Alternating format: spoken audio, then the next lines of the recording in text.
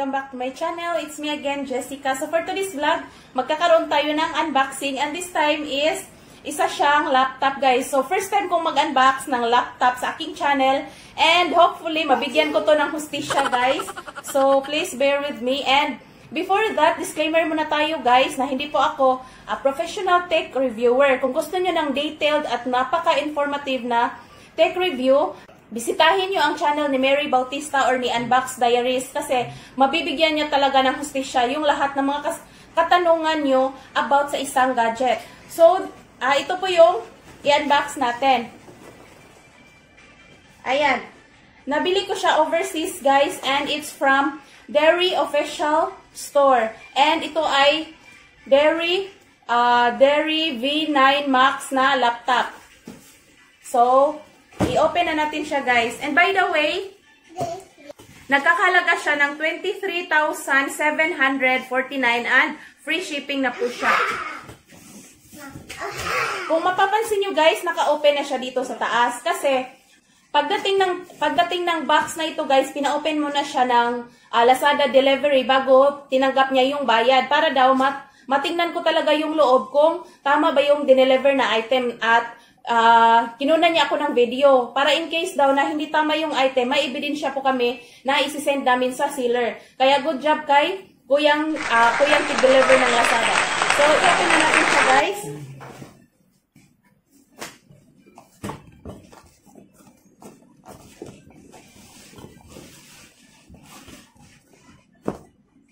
Isi-share ko muna sa inyo kung ano yung mga freebies dito. So, meron siyang mousepad.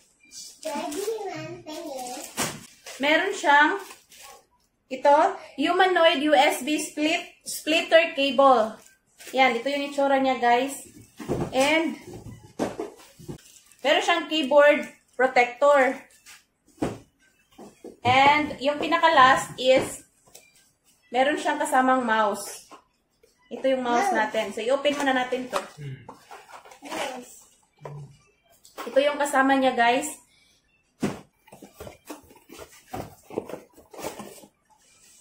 So, dito nakalagay yung charger niya.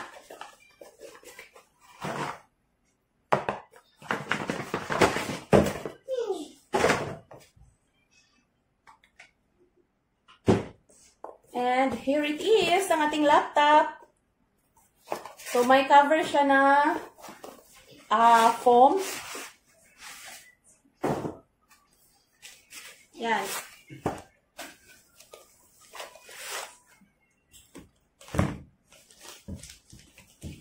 And nakalagay dito ang ating laptop. Ito siya, guys. Ito muna tayo sa physical features ng ating laptop. So, meron siyang 15.6 4K IPS UHD na screen. And meron siyang Intel 5th Core i5 CPU. And meron siyang full-size larger keyboard, which is dito. And fingerprint recognized. So, fingerprint na po siya, guys. Dito yung fingerprint niya. And 8GB RAM and 256 SSD type ROM. Well, guys, itong ating laptop is kakaiba pala siya sa mga usual laptop. Kasi yung camera niya, guys, dito po siya nakalagay sa baba, sa left bottom portion ng laptop. So, dito yung camera niya, guys. And i-flash ko na lang din po sa screen, guys, yung full specifications ng laptop natin na ito.